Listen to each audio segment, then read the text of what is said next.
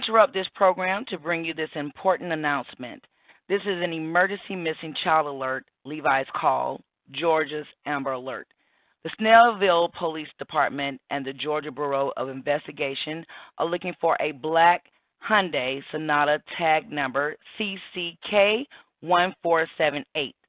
On April 28, 2022, Valerie Molina, Hispanic female, age 4, was abducted by ALFRED Molina, age 24, a Hispanic male, 5 feet 10 inches tall, around 200 pounds, and was last seen at 1848 ENGLEWOOD Way, Snellville, Georgia, and is believed to be in extreme danger.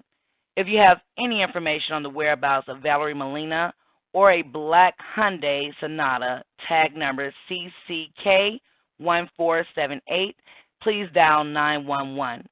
The public can also provide information to the GBI tip line at 1-800-597-TIPS and or the SEESEND app for iPhone and Android.